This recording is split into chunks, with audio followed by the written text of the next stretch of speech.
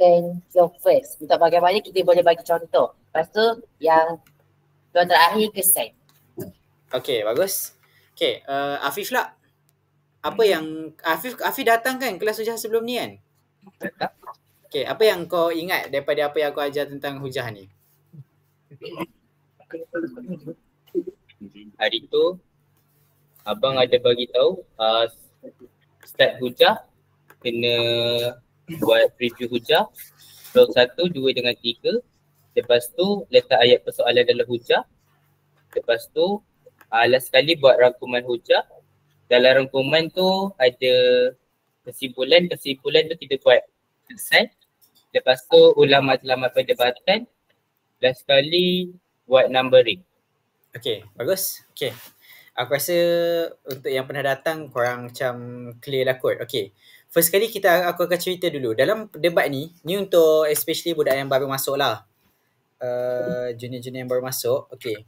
Dalam debat ni, kita dah belajar tentang konsep, kita dah belajar tentang bidasan.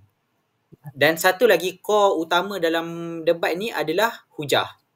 Hujah ni adalah macam benda yang penting sekali untuk menentukan kes korang menang ataupun kalah lah basically. Dia adalah macam sebab kenapa usul tu diterima dan sebab kenapa usul tu ditolak. It depends on position korang as kerajaan ataupun pembangkang. Dan hujah ni, ni aku bagi background dulu sebelum aku ajar cara buat hujah. Kan aku ajar konsep kan, bila contohlah untuk usul penilaian, kau letakkan konsep untuk frasa subjek perdebatan tu, kau letak ciri. Contoh, kau letak 2 ciri. Ataupun macam kalau contoh usul yang negatif, kau letaklah macam 2 bentuk masalah ataupun kelemahan. Selalunya, 2 ciri itulah yang akan menjadi hujah korang. Dia akan jadi hujah 1 pasal ciri tu, hujah 2 pasal ciri tu. Faham? So, dia penting untuk korang nak construct case. Bila korang dah ambil sebab utama untuk sesuatu usul tu, yang ciri yang kau akan letak dalam konsep, benda tu akan jadi macam stand dalam hujah kau. Dan ciri tu, matlamat korang bila korang buat hujah adalah untuk mencapai balik statement masalah ataupun macam frasa objektif tadi. Okay. Tu background pasal hujah. Dan diikutlah rasional perdebatan korang. Dia selalunya bila kau letak rasional perdebatan kan, contohlah macam usul cuba kita ambil satu contoh usul petang tadi.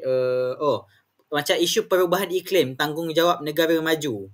So, contohlah macam korang cakap, dalam definisi negara maju, korang cakap negara maju ni di negara berbagai-bagai, lepas tu korang letak ciri-ciri negara maju. Dia mempunyai kapasiti dari segi kuasa pendanaan, kuasa kewangan, kuasa ekonomi. Kedua, dia ada kemampuan untuk buat kerjasama kepakaran dengan kerjasama teknologi. Okay, contohnya macam tu. So, bila rasional korang akan menilai 2 benda tu sebagai kapasiti kan. Dan rasional korang kapasiti tu lah yang akan melahirkan hujah korang. Maksudnya, hujah 1 kapasiti apa? Hujah 2 kapasiti apa? Faham? Faham Contoh macam usul, kejap aku search.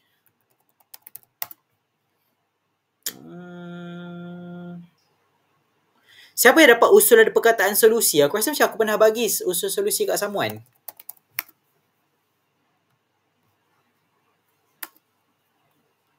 Tak ada Mungkin kejap sabar aku search. Okay, tak apalah, macam contohlah contoh macam usul pasal sekolah kan, macam pembimbing rakan sebaya adalah solusi bagi masalah kesihatan mental murid. Okay. So, bila solusi ni macam jawapan kan. So, rasional korang adalah melihatkan kepada ciri eksklusif ni sebagai jawapan contohnya, sebagai solusi. Okay. Lepas tu kau kena macam letakkan kau kena cari ciri apa yang eksklusif dan setiap ciri tu akan jadi hujah korang. Okay. Tu background tentang cara untuk korang nak grasp the idea untuk nak mulakan satu hujah. Dia daripada konsep melahirkan hujah tu. Faham setakat ni? Okay. Bagus. Okay. Sekarang ni kita akan go kepada teknik berhujah. Okay. Secara simpelnya, okay, korang semua dah belajarkan buat karangan kat sekolah kan? Korang belajar tak menggunakan imbakub? Kita tanya budak baru lah sikit. Tanya Umay. Apa tu imbakub yang kau belajar masa buat karangan? I tu idea, M tu mengapa, B tu bagaimana, A tu K tu pesan, U tu ungkapan, P tu penegasan. Okay, bagus. Okay. Teknik aku ajarkan korang untuk buat hujah.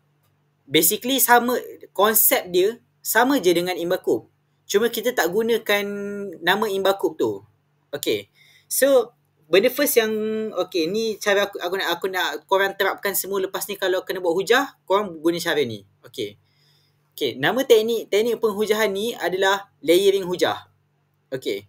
Selalunya, dalam mana-mana usul ke apa-apa perdebatan, korang kena set up setiap hujah sekurang-kurangnya ada 3 atau 4 layer. Okay. Faham? Faham Okay. So kena ada 4 ni. So apa 4 layer ni? Okay. Kalau kau ingat tadi kan, macam kau ingat macam apa yang Umar kata, kita ada imbakub kan? Okay. Layering pertama ni adalah isi. Tapi isi tu ialah instead of isi, okay.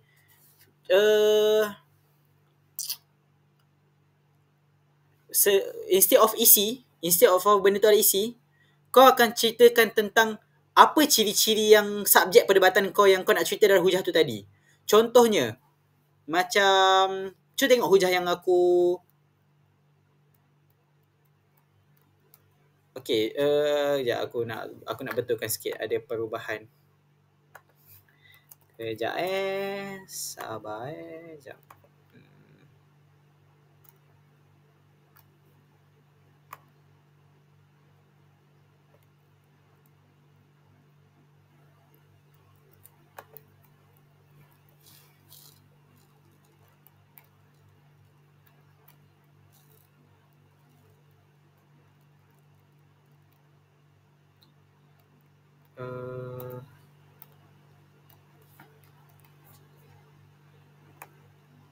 Okay, contohnya macam hujah ni. Okay, hujah ketiga ni. Inisiatif IPR tidak mandiri, juruan rakyat masih digusari. Okay, yang ni aku tak buat preview hujah, tapi nanti aku akan ajar preview hujah macam mana. Okay, so first kali kau tengok dia dekat hujah ni kan. Tahukah anda, menurut Dr. Akmal Iman Abdullah, pensyarah jurusan ekonomi berkata, satu lagi limitasi IPR ialah sifatnya yang bergantung kepada kuasa ekonomi kerajaan. Okay, so ni adalah layering first, iaitu ciri-ciri yang subjek perdebatan tu. Contoh kalau untuk konteks debat untuk usul ni, kau nak cakap pasal ciri-ciri kelemahan IPR ni, sifat dia yang bergantung kepada kuasa ekonomi kerajaan. So tu adalah layering first kau. Lepas tu kau elaborate lagi pasal tu. Apa maksud keadaan bergantung kepada kuasa ekonomi kerajaan ni? So kat sini aku cerita, keadaan ni disebabkan oleh sifat IPR memerlukan pendanaan yang besar bagi menampung segala keperluan bagi sektor berkaitan seperti infrastruktur, sewaan tapak, mesin elang bulanan dan bantuan pemasaran kepada peserta. Okay. So tu adalah layering first. Adalah apa macam keadaan keadaan semasa, apa macam isu ataupun ciri-ciri sesuatu subjek tu. Paling simple, okay, contoh kedua. Macam usul pembimbing rakan sebaya,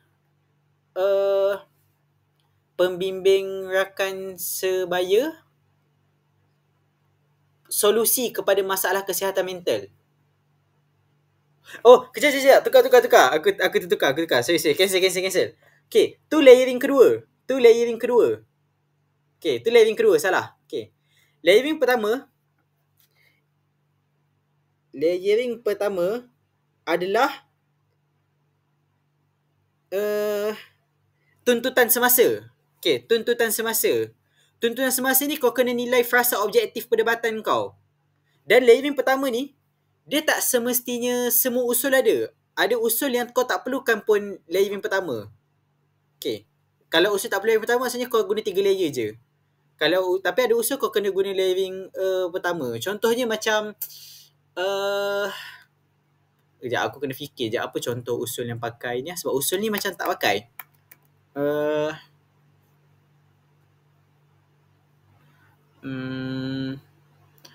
Okey, contohnya lah. Okey, macam usul iklim, perubahan iklim. Perubahan iklim tanggungjawab negara maju. Mungkin kau boleh layering first kau adalah macam ni. Jadi, apakah tuntutan semasa dalam kita ingin menangani perubahan iklim? Antara isu dalam perubahan iklim ini adalah isu pelepasan gas karbon dioksida contohnya yang menyebabkan rumah hijau. Dan kesan ini telah menyebabkan pemanasan global. So macam kau cerita tentang benda kita nak selesaikan. Keadaan ini telah menjaskan alam sekitar ataupun menjadi punca perubahan iklim, dan untuk menangani perubahan ini kita perlukan kepakaran teknologi atau kita perlukan kecanggihan teknologi bagi mengurangkan boleh memitigasikan kesan-kesan pelepasan gas karbon ini kepada alam sekitar. Tu adalah tuntutan semasa contohnya. Okay. Ni adalah aku boleh kata sebagai satu layering optional. Tapi kalau contoh ada usul yang macam korang boleh buat benda ni, sila buat benda ni. Okay. Tu layering first, tuntutan semasa. Layering kedua, dia sama ada macam aku cakap tadi, apa ciri-ciri subjek perdebatan / apa masalah semasa. Kalau debat tu penilaian macam korang, bila korang nilai debat tu, kalau usul tu adalah lebih kepada usul yang macam kau nak menilai status quo sesuatu perkara, kau akan nilai apa keadaan semasa untuk layering kedua ni. Kalau usul penilaian dia ada penilaian lebih kepada penilaian kemampuan sesuatu benda, kau akan nilai ciri-ciri subjek tadi. Contohnya macam usul perubahan iklim tadi, lepas dia bagi tuntutan semasa kan. So layering kedua. Jadi apa yang negara maju tawarkan dalam menangani isu perubahan iklim ini? So kau akan bagi tahu apa ciri-ciri negara maju ni. Dia ada kepakaran teknologi ke, dia ada kecanggihan ke, ikut kata kunci hujah korang lah. Faham? Tu untuk sebab usul tu adalah usul tentang kemampuan. Macam contoh usul pasal pembimbing rakan sebaya. Mungkin layering first, kau boleh cerita dulu tentang isu kesihatan mental ni, punca dia adalah contohnya. Contohnya adalah isu buli. Isu buli yang berlaku antara pelajar disebabkan oleh kurangnya pantauan dan juga macam pelajar-pelajar yang macam bertindak membuli pelajar lebih lemah. So itu adalah tuntutan semasa. Benda ni yang kita kena selesaikan. So layering kedua. Jadi apa keadaan pembimbing rakan sebaya bertindak sebagai solusi kepada masalah ni? So ceritalah kapasiti dia. Pembimbing rakan sebaya ni adalah badan pelajar yang memang fungsi dia adalah untuk membimbing pelajar-pelajar dan juga menjadi pendamping utama kepada pelajar-pelajar yang ada masalah kesihatan mental. Maksudnya disebabkan sifat pembimbing rakan sebaya ni sebagai pelajar yang juga bersifat sebagai seorang pelajar, jadi pelajar-pelajar ni boleh sentiasa ada dan menemani pelajar-pelajar ada masalah kesihatan mental ni untuk mengelakkan mereka daripada menjadi mangsa buli. Malah mereka juga berperanan untuk melaporkan kepada guru-guru kalau ada macam isu-isu pembulian berlaku. So tu adalah layering kedua. Kau ceritakan apa kapasiti dia untuk menyelesaikan masalah tu. Okay, faham? Faham. Okay, tu layering dua. Salin tau. Aku nak semua salin tau. Okay. Dan kalau contohlah usul penilaian tu adalah usul penilaian, tapi dia bukan penilaian yang tengok pada kelemahan ke atau kekuatan. Dia macam kita sekadar nak menilai status quo. Kau akan macam menilai apa masalah semasa hari ni. Maksudnya macam kau ceritalah masalah biar aku bagi contoh sekejap. Contohnya macam usul ni, semangat patriotik kita semakin berkurang. Contohnya, usul dia adalah semangat patriotik kita semakin berkurang. Okay. Lepas tu kau buat satu hujah contohnya,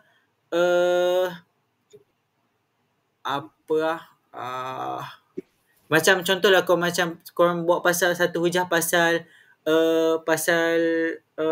kerajaan. Lepas tu korang cakap pasal kerajaan yang tidak lagi mementingkan yang isu ketirisan kerajaan yang tidak mementing, yang tidak lambang tidak menyayangi negara. Contohlah ni aku change je, aku fikir random je. Okay. So macam kau cerita tentang masalah dekat layering kedua ni, kau akan cerita tentang apa masalah-masalah kerajaan yang melambangkan dia tak patriotik. Sebab sifat dia macam melaksanakan ketirisan dan benda tu semakin meningkat. Okay, faham? Tu layering 2. Layering 3, okay, kalau korang tengok Imbakub, kalau korang buat karangan kan, layering first tu dah menjawab pada isi. Layering second tu dah jawab pada mengapa. Sebab mengapa tu macam, mengapa benda tu dia boleh mencapai benda tu. Mengapa benda tu dia berkapasiti untuk tu. So benda tu sama je. Tapi aku guna as layering. So dia, konsep dia sama dengan Imbakub je. So siapa tak familiar dengan benda ni, korang ingat je Imbakub. Hujah korang kena mencapai Imbakub. Faham?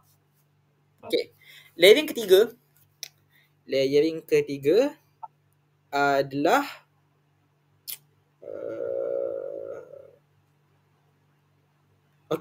layering ketiga adalah bagaimana. Bagaimana ni adalah macam, kau dah cerita dah mengapa, apa sifat-sifat tu tawarkan kepada sesuatu masalah tu. So layering ketiga ni adalah bagaimana dengan apa yang ditawarkan tu boleh untuk menjawab kepada masalah. Boleh dia menyelesaikan masalah. Contohnya, so kau akan explain panjang lebar lagi.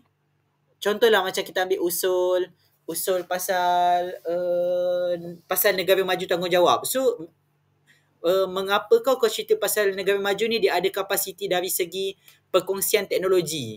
So sebab dia ada macam kuasa, ada macam kepakaran yang ramai dan dia ada macam kecanggihan teknologi berbanding negara lain.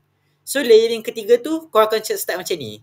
Jadi bagaimana dengan kapasiti ini negara maju boleh untuk menangani isu perubahan iklim.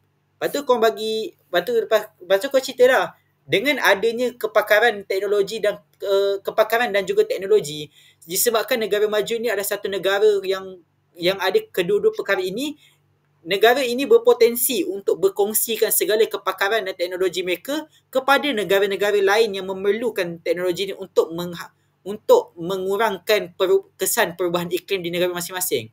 Maksudnya, disebabkan kapasiti mereka ini, mereka boleh memberi kesan alam sekitar bukan pada negara mereka sahaja, tetapi bagi kesan kepada keseluruhan dunia yang meliputi negara-negara yang yang mencemarkan alam sekitar. Lepas tu bagi contoh.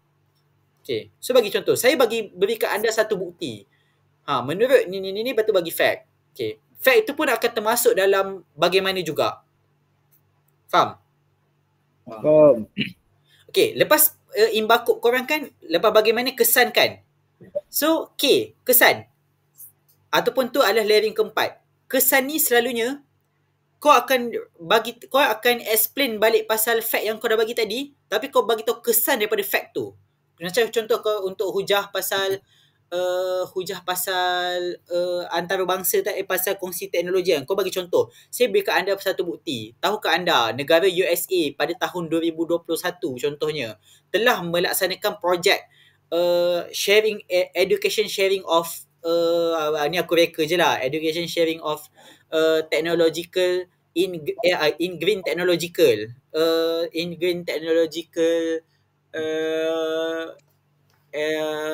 North American, di mana USA ni telah berkongsikan teknologi tapisan hijau mereka ke seluruhan kawasan-kawasan negara-negara di Amerika Utara dan Amerika Selatan, termasuk negara-negara yang negara membangun dan mundur seperti Honduras, Venezuela, Colombia dan sebagainya. Jadi perkongsian ini kesannya telah menyebabkan berlaku pengurangan mitigasi kesan pelepasan gas karbon sebanyak 30% di negara ni. So kau explain macam tu fact dia, kesan dia. Faham? Okay. So lepas kesan, lepas tu kau kena emphasize lah, inilah lambang bagaimana dengan adanya perkongsian teknologi oleh negara maju berjaya untuk menangani perubahan iklim. Lepas tu kau kena rangkumkan balik dan ikat dengan matlamat perdebatan. So dah selesai 4 layering. Kalau ikut Imbakub, lepas kesan kan ungkapan dengan penegasan kan. So ungkapan tu tak apalah, ungkapan tu kau letak je peribahasa kat mana-mana kan. Okay, penegasan. Last kau kena rangkumkan balik. Rangkuman dalam hujah ini saya telah ceritakan kepada anda bagaimana dengan tindakan USA dengan USA bukan. Bagaimana dengan kapasiti negara maju dari segi perkongsian teknologi dan kepakaran boleh berkapasiti untuk menangani isu perubahan iklim, menjawab kepada masalah perdebatan. Okay, settle. So, tu 4 layering yang korang kena hafal. Okay, faham Tu adalah benda first korang kena tahu bila korang buat hujah. Which is flow hujah ataupun layering hujah. Tak kisahlah kau nak panggil flow ke, kau nak panggil layering ke, ikutlah. Okay. Ada soalan tak setakat ni pasal tu? Ada. Faham So aku nak lepas ni, semua hujah korang, please guna layering ni. Okay. Tu benda first. Benda second adalah preview hujah. Okay. Preview hujah. Okay. Hari tu aku ajar satu preview. Tapi kali ni aku nak ajar 2 preview. 2 cara untuk korang preview. Okay. Yang first ni aku ajar kat most pendebat. Yang second ni aku tak ajar tapi benda ni selalu pendebat universiti buat. Yang second ni aku prefer untuk second speaker lah. Okay. Kita go kat yang first dulu. Okay. Aku nak setiap kali korang sebelum start hujah, bila korang bagi kata kunci, korang kena sebut ayat ni. Okay. Contohlah hujah yang aku tayang kat sini kan. Okay. Aku nak pakai hujah 2 lah. Sekejap, sabar. Okay, contoh ni.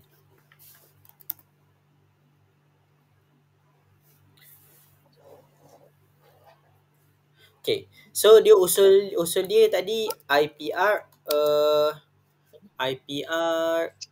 merapatkan jurang sosioekonomi kan.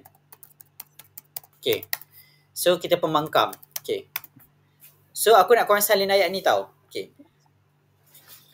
Dalam hujah ini, saya akan ceritakan kepada anda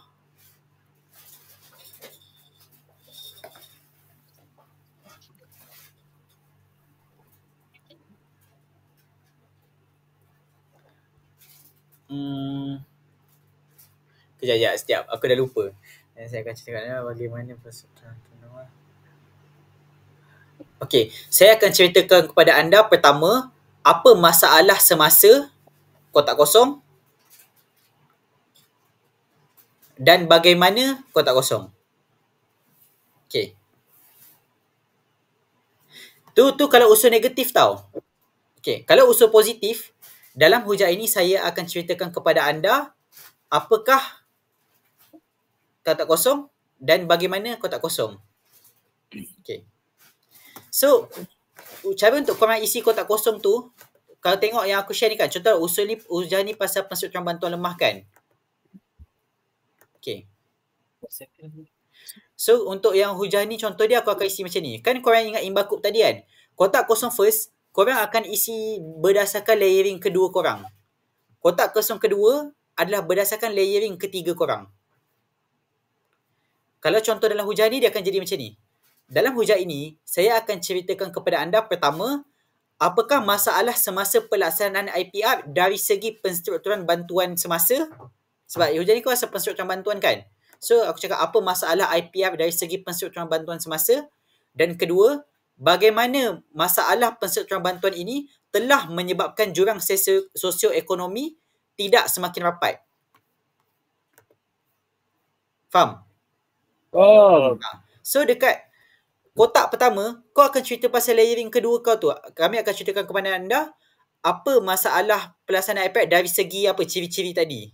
Dan kedua, bagaimana lepas tu kau kena sebut balik matlamat perdebatan kau. Maksudnya matlamat yang dekat frasa statement masalah tu atau frasa objektif tu menyebabkan jurang sosioekonomi tidak berjaya dirapatkan.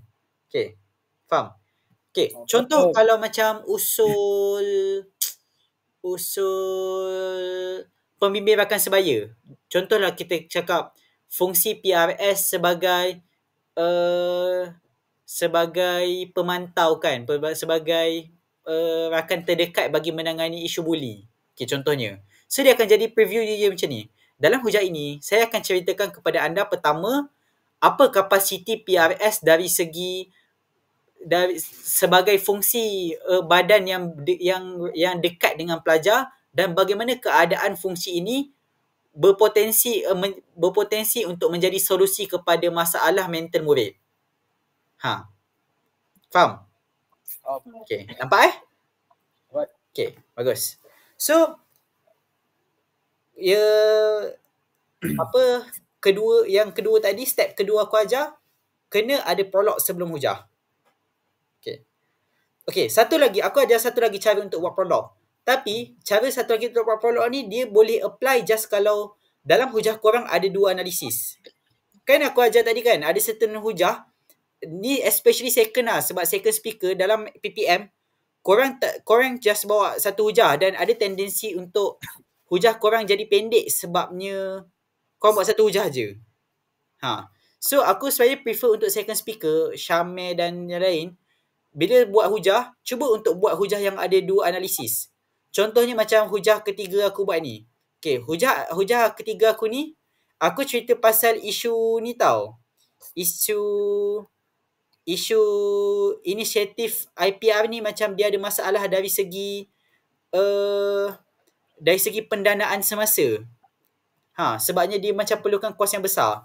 So aku buat 2 analisis. Satu aku cakap pasal kos yang besar diperlukan menyebabkan penyertaan dia boleh dilimitkan sikit je. Tak semua boleh join.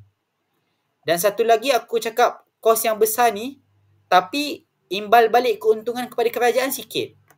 So boleh juga sama satu lagi cara korang nak prolog, korang sebut je analisis yang korang nak bawa dalam prolog korang. So dia akan jadi macam ni.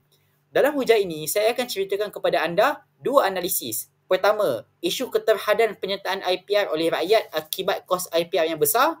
Atau kedua, kerugian imbal balik ekonomi kepada kerajaan.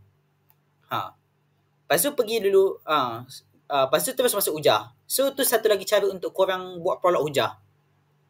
Okay. Kalau korang tak faham lagi cara kedua prolog ni, buat dulu cara first. Sebab most debater macam even Tengku pun setakat ni aku ajar guna prolog first je. Cuma mungkin aku rasa kat UIA aku tengok dia dah macam dah lain dah lah. Dia dah bertukar dah ke second. Faham? Okay. Okay, next. Okay. Next step yang aku nak korang apply dalam hujah.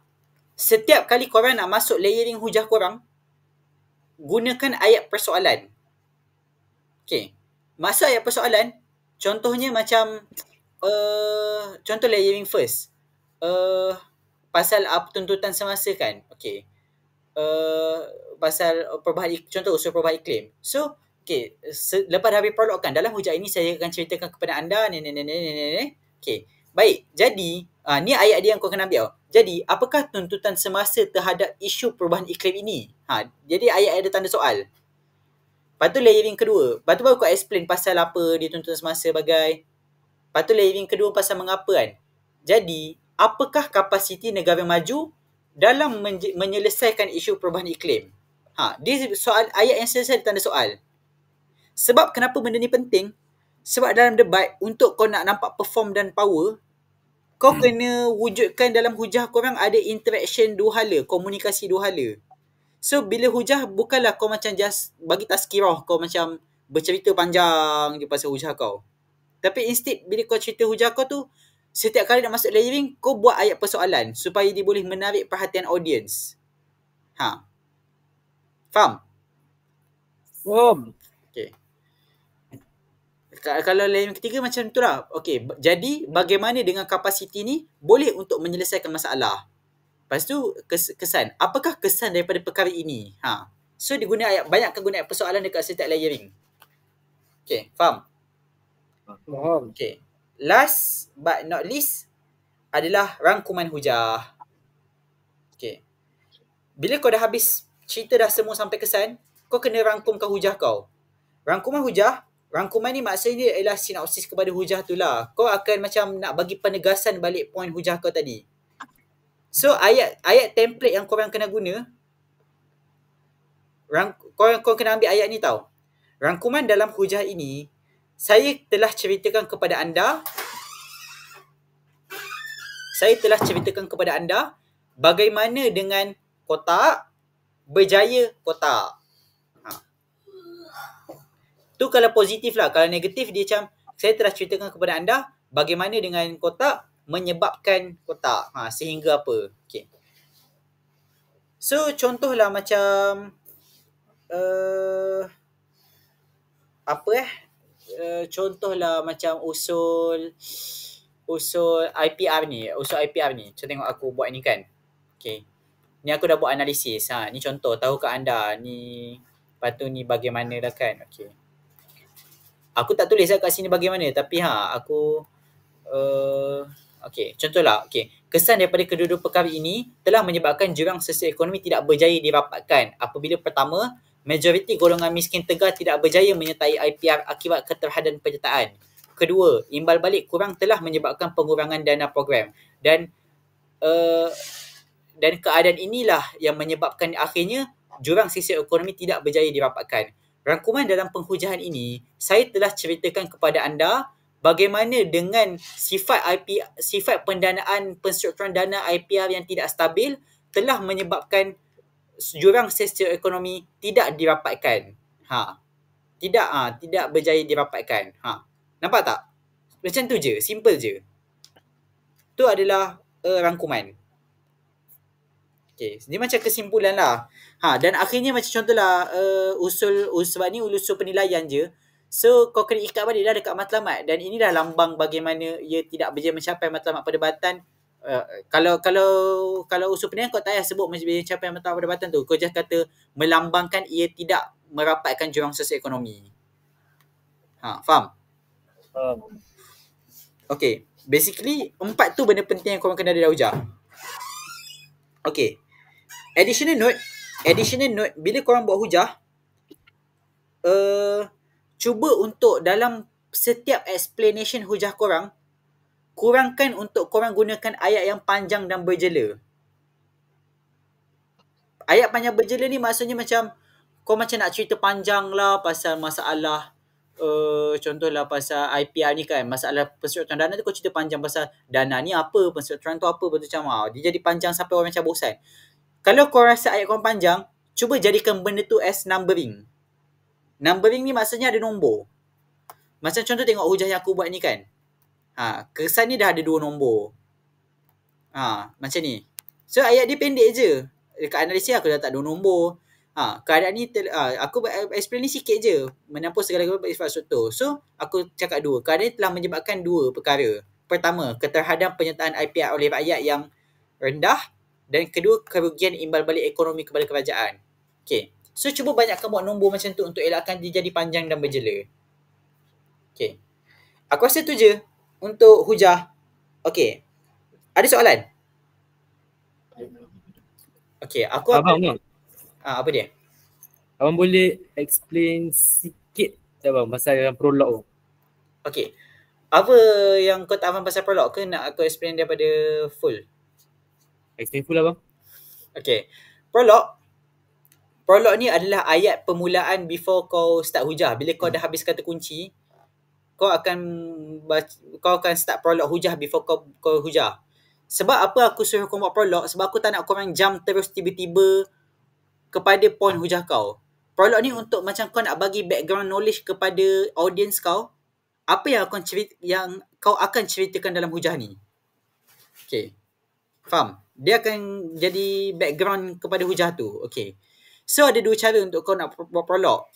Sama ada cara pertama yang aku cakap mengapa dan bagaimana tadi. Dia akan jadi macam ni. Dalam hujah, korang kena hafal tau. Korang kena tulis template prolog ni dan korang kena guna sampai korang hafal. Untuk semua hujah. Okay. Contohlah hujah IPR ni. Aku pakai usul IPR je lah. Okay. Tapi aku tak buat prolog kat sini. Okay, kita ambil hujah 2. Okay. Penstrukturan bantu. Sebab sebab benda macam ni lah yang dia orang perlu masukkan dalam kepala setiap kali memang dalam bahas. Ayat ni macam dah biasa tau kita guna. So dia tak ada macam awak bercerita je. Sikit-sikit macam orang bosan, interaction tu macam awak seorang je bercakap. Dia nak menimbulkan suasana perdebatan yang menarik tu, macam juri nak dengar, macam adalah benda-benda yang macam awak cakap prolog, benda macam ni lah. Betul-betul. Macam awak cakap macam sebab tu ayat persoalan tu penting. Sebab dia nak macam bagi macam orang kenapa? Lepas tu awak jawab sini, kau yang jawab. Benda macam tu. Betul. So, prolog ni pun antara satu cara untuk kau nak jadikan debat tu interaktif dan orang dah ada idea apa yang kau akan cakap. So, dia tak ada macam, okay. Dia tak ada macam terus macam tiba-tiba lost kau cerita apa-apa, dia tak nak dengar. Okay. So, aku nak korang hafal tu ayat ni. Nanti aku akan tanya juga. Okay. Dalam hujah ini, saya akan ceritakan kepada anda, pertama, apakah kapasiti kotak kosong dan bagaimana kotak kosong menjawab kepada kotak kosong. Okay, tu ada prolog.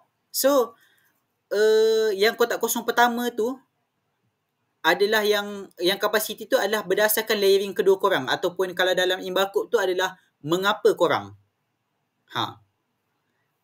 Dan kotak kosong kedua yang lepas bagaimana tu adalah layering ketiga korang, ataupun bagaimana dalam Imbakub korang. Dan korang kena sebut balik matlamat perdebatan korang lah. Maksudnya kalau contohlah usul ni kau nak menilai dia merapatkan jurang sosioekonomi, kau kena cakap lah bagaimana dengan kapasiti ini, bagaimana dengan sifat IPR ini telah menyebabkan jurang sosioekonomi tidak berjaya dirapatkan dekat kotak kedua. Okay, faham? Okay, ada soalan lagi? Kalau dah habis soalan, aku akan tanya soalan lah. Adik-adik, ada soalan adik-adik? Tak ada? Junior-junior ada soalan? Ada. Tak ada. Okay, aku nak tanya soalan.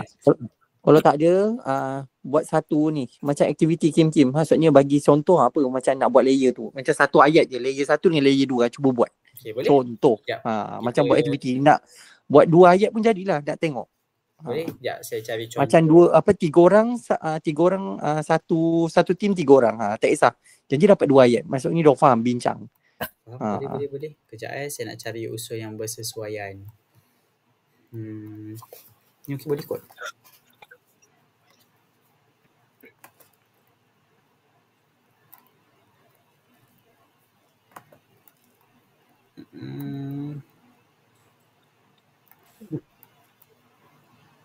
Ni kalau dalam sesi jadi cikgu pembelajaran ni kita namakan dia simulasi.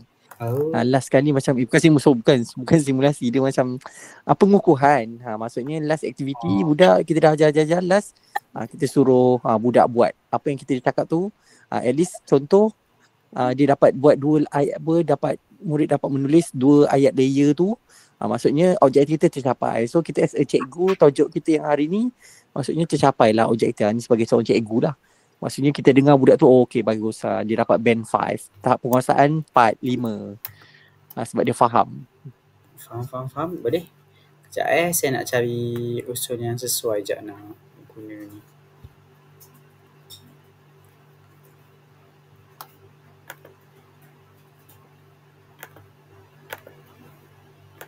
Okey, contohnya okey, kita tengok usul ni lah. Okay, so contoh usul ni. Dewan ini percaya, okay, semua ready tau. Kecerdasan buatan menghakis intelektual pelajar. Tengok ada hujah tak kat sini. Okay, contohnya hujah ni. Plagiarism berleluasa, kreativiti pelajar berlengkasa. Okay, cuba, okay, kita minta senior dululah bagi contoh kat adik-adik. Okay, cuba buat prolog hujah untuk hujah ni. Syami. Satu hujah untuk senior, satu hujah lagi bagi je kat budak ni. Kita nak tengok biar dia buat. Kita bagi masa dalam 10 minit macam tu. Boleh? Lepas tu present macam tu. Okay, kalau macam tu senang cerita kita buat kerja ni by team terus lah. Kan ada aku pasukan kan. Okay. Ya, by team. Macam tu je. At least satu team dapat 2 layer. Kita ada 3 team kat sini. Kita ada team senior, team Cempaka dengan team Arjuna. Okay. So team team senior. Okay. Ni aku share balik tak payah share lah, kau tengok je lah daripada kata kunci ni Okay. So usul dia ni tau, aku copy jap.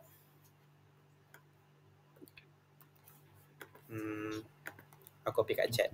Okay, ni usul dia. Okay. Kerja team senior. Okay. Daripada kata kunci ni, plagiarism yang berleluasa, kreativiti pelajar berlengkasa. Okay, ni kata kunci untuk tim senior. Okay. Buat prolog.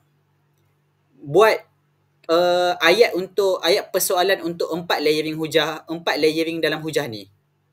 Oh, okay. Faham? Lepas tu rangkuman. Nak buat semua ke ataupun macam yelah diorang 11.20 je. So 20 minit sempat tak? Sebab kita tak apa, fokus 2 je. Dia buat 2 Saya layer rasa dengan ayat macam ni prolog tu. pun okey. Saya rasa Ha? sebab dia senior, saya rasa sebab dia orang pun dah tahu dah benda ni. Okey. Hujah ni saya akan Senior bagi okey diorang lah. je. Hujah satu lagi saya akan pecah 2 untuk separuh kerja untuk satu lagi tim, separuh kerja lagi untuk satu lagi tim. Okey, senior go. Okay. So sini hujah ni Okay. Untuk tim adik-adik, tim Cempaka dengan tim Arjuna. Okay. Okay, hujah korang adalah hujah ni tau. Kemahiran berfikir aras tinggi disekat. Okay. Aku letak kat chat. Okay. Okay. Tim Arjuna, aku nak korang buat prolog dan rangkuman. Tim Cempaka, aku nak korang buat 4 ayat untuk layering hujah. Untuk setiap layering tu. Boleh? Okay, so aku bagi masa sampai 10 minit. Sampai 11. Okay, go. Boleh start. Kalau ada apa-apa soalan nak tanya, boleh je tanya. Tapi yang kita akan go detail nanti lepas semua present lah.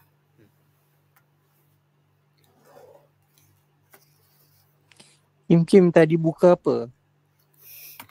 Saya makan sup tulang cikgu. Wow, bertulang. Betul? Macam saya dah makin bertulang kan? Ya, saya pun nak kurus macam tu.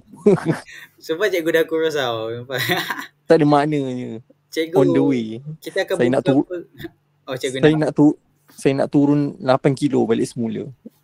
Cikgu bukan memang dah kurus ke? Dah tulang No, dah berisi. Saya nak turun balik. Saya nak kena pakai XS dengan S semula. Saya M pun tak sampai lagi cikgu. Tak apa, slow-slow. Kita nak buka apa kat Negeri Sembilan nanti? Itu nanti. Kita buka dengan pembahas nanti. Kita fikirkan. Kita akan fikirkan lah kemudian. Cikgu seorang ke kat rumah tu ke ada Sani ke Abang? Tadi barusan tak Sani balik. Oh, Sani balik. Tahun ni tak ada arus tak? Saya ngaji sendiri cikgu. Sama lah dengan saya. Saya sikit lagi. Apa dia? Dah berapa? Saya dah. Kali ni saya baca bayi surah tapi saya dah nak habis Al-Baqarah, saya dah 45. Lepas tu saya dah habis Ar-Rahman, Al-Waqiah dengan Al-Qiyamah. Ambil kat situ je. Ambil surah lah. Betul. Cikgu? Saya dah masuk 3. Wow, laju Dah 3 juzuk. Sebab saya kena ni sebab time cuti kan, so ada ruang lah saya kena baca. Sebab nanti dah mengajar macam a bit penat, so dia macam takut taknya. So saya kena macam langkau banyak sikit. Itulah, saya pun risau juga. Takut saya dah ke hospital macam tak sempat agak nak ngaji banyak-banyak. Ya. Yelah, manusia kan bila dah macam tu lebih utamakan tidur lah. Betul, dah ada masa kosong tu pada penat dia akan tidur je. Ya. Saya dah rasa benda tu. Itulah. Sama-samalah kita kurangkan tidur. Diorang ada device tak tu nak cari tu? Okey tak tu? Device kena share-share. Share device tau. Tak apa, nanti saya try pinjamkan yang apa nama dia? Tab. Esok untuk bagi kat korang. Itulah, so, saya rasa setiap tim ni memang kena sekurang-kurangnya dia kena ada tab. Device orang, satu tim seorang. Esok saya cakap dengan pengetua, saya buat surat lah. Boleh. Itulah HK mereka. Ni lagi banyak sebab mungkin SBP datang minggu ni kot. Sebab dia kata hari tu nak datang minggu lepas. Tapi tak ada. Faham. So tak tengok lagi lah tempat semua. Kita akan bagi dia bajet lah, berapa bajet untuk yang STJ akan anjurkan ni berapa puluh ribu macam tu lah. Takat ni macam dah 100,000 je. Kita orang bawa bajet. Cikgu akan jadi segala bagai tu lah. Cikgu akan jadi juri ke nanti? Saya sebab tuan rumah kan, so saya kena handle macam yelah. Faham. Handle program lah, flow. Macam Faham.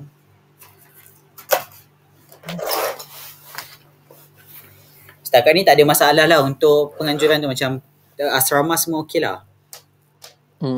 Mungkin dapat duit nak kena macam upgrade sikit lah, baik pulih mana-mana yang tertentu, so semua. Faham. Ni sekarang tengah buat bajet macam kita nak gunakan macam sebab hakim kan kita kena contohlah.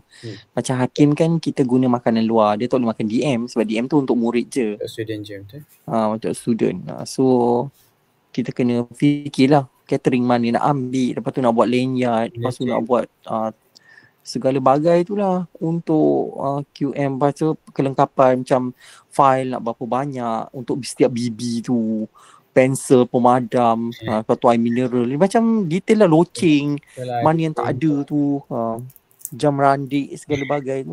Renyah jugalah. Memang renyah lah. Memang saya rasa dari sebelum puasa, dari bulan 12 tahun lepas, bukan 12, dari bulan dah start ni. Betul lah dari bulan 12. Betul, bulan 1. Start awal bulan 1 sampai sekarang tak habis bincang pasal ni. Saya rasa so, kalau bila SBP datang tu saya rasa kalau even nak anjurkan macam selalu kan SCJ kan ada je tuan rumah macam sport. Macam tak adalah busy dia tak sama macam bahas lain kot. Macam sukan-sukan sebelum ni macam SCJ tuan rumah hoki macam itu simple je, macam dia sekadar macam mana dia nak memerlukan BP segala bagai ni. Dia just asrama lepas tu kau turun kau pergi turf. Pergi turf lepas tu kau main hoki, lepas tu balik makan. Kita dengan pancualnya pukul berapa nak kena ni. Betul. Lepas tu dewan, lepas tu nak kena set up apa kelas, kena kelas mana yang sesuai. Kena lepas tu device tengok plug dengan plug lagi, plug setiap kelas tu kotak, nanti orang datang kenapa STJ plug tak boleh guna ni apa. Kipas ni lah apalah. Kau tahu je lah. Betul. SCJ tu dah lah usang tak? Dah lama dah sekolah lama kan. Sekolah lama. So bila orang datang tu kita kalau boleh nak bagi yang terbaik lah. Tak adalah macam nampak macam dah teruk ni macam tak adalah. So kita nak bagi taraf 5 bintang juga, seboleh-bolehnya 4 bintang untuk dia orang datang tu. Wow.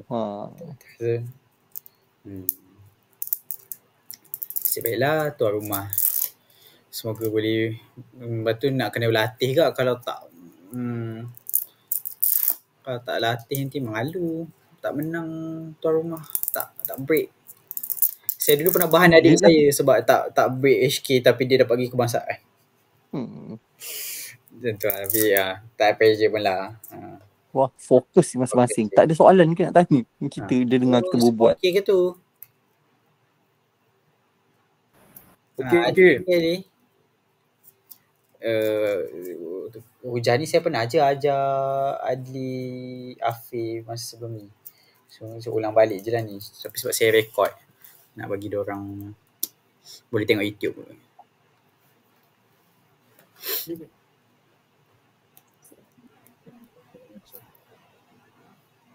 Oh cikgu, visa SPM keluar bulan 5 kan? Dengarnya macam tu lah sebab lepas raya.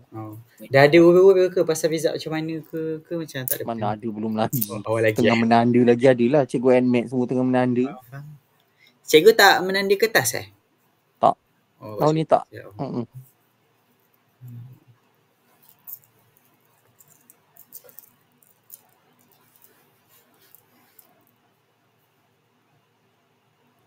Pos